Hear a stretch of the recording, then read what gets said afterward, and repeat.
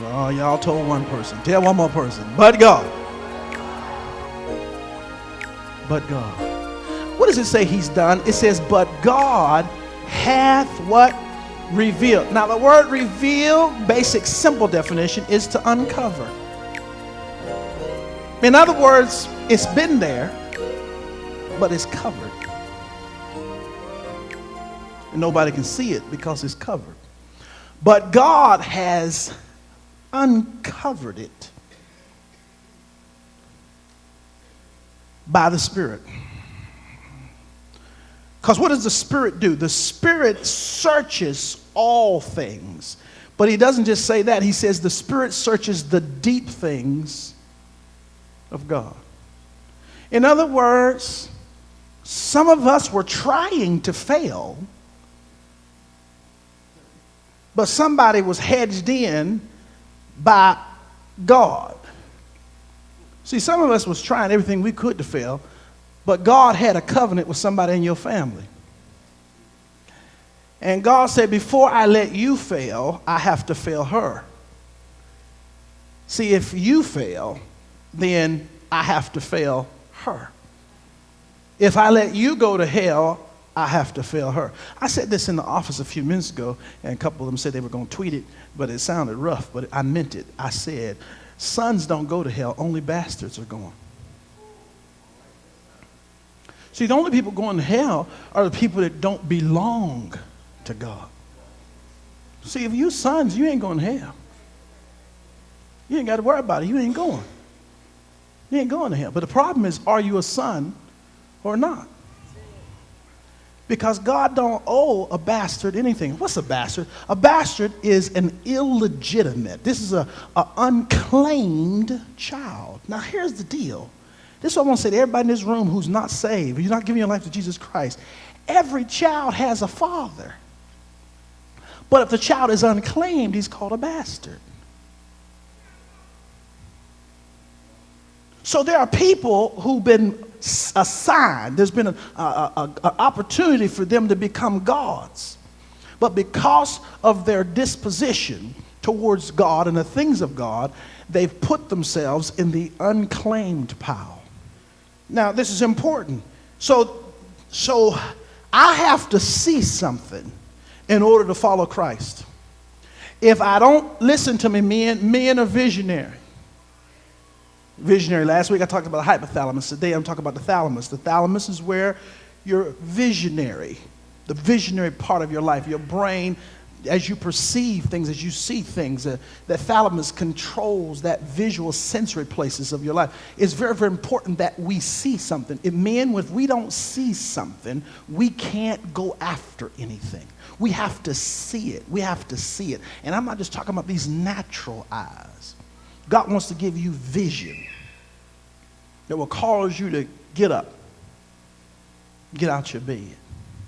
I want every man in this room, real quick, just jump up on your feet. If you're a young boy, little kid, pick him up, hold him up, hold him up, hold him up, because I want to speak to the seed in you. You've got great things that you're supposed to be doing. First of all, women, there's a whole lot of men in 11 o'clock service today. There's a nice number of men. Look at all these men in here. Look at all these men. I want every man, if you would, to shake hands with two men standing and tell them you're supposed to do something great before you die. Say it loud, say it loud, say it loud, say it loud. You're supposed to do something great before you die. Don't you dare die. Have you ever gone to the funeral of a 16-year-old boy? When you hear the obituary read for a 16-year-old boy, all they really can talk about is the family. Because he's not done nothing yet. How is he supposed to die at 16, 17? He hasn't accomplished nothing yet. It doesn't talk about the children he left. It doesn't talk about the wife. It doesn't tell you where he worked for some certain number of years, where he graduated school. It doesn't talk about grandkids. When a 16, 17, 18, 19-year-old boy dies in the streets of Pittsburgh or anywhere else in the country, it's too soon.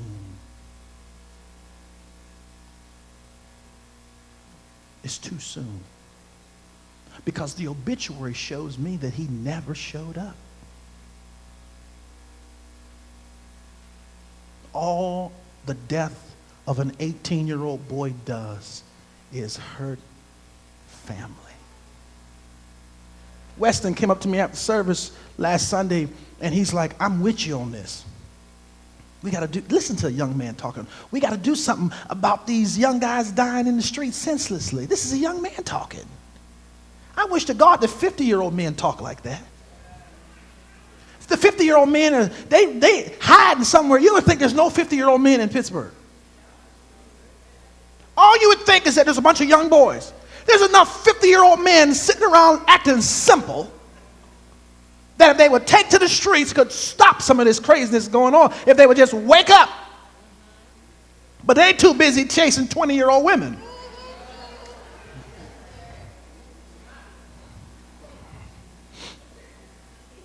Hello. Oh, did I say that? I meant it. Hello. God don't want us running around chasing stuff that don't matter. He wants us to pursue vision. Somebody say vision. Vision. Come on, say it again. Vision. Vision. Say it one more time. Vision. Vision. Say it loud. Vision. It's life. Eyes haven't seen, ears haven't heard. It hasn't entered into the heart. The things that the Lord has prepared. This young man right here, his father been in and out of prison since he was 18 years old. But he was leading the service in prayer today. How do we get a person whose DNA is in and out of jail? How do we get that person to lead prayer, mind, preach? How does it even ever happen?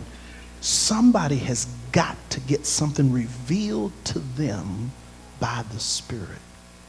Because in other words, I didn't see it with my eyes, but I sense it in here. I was born for something greater than what y'all been doing.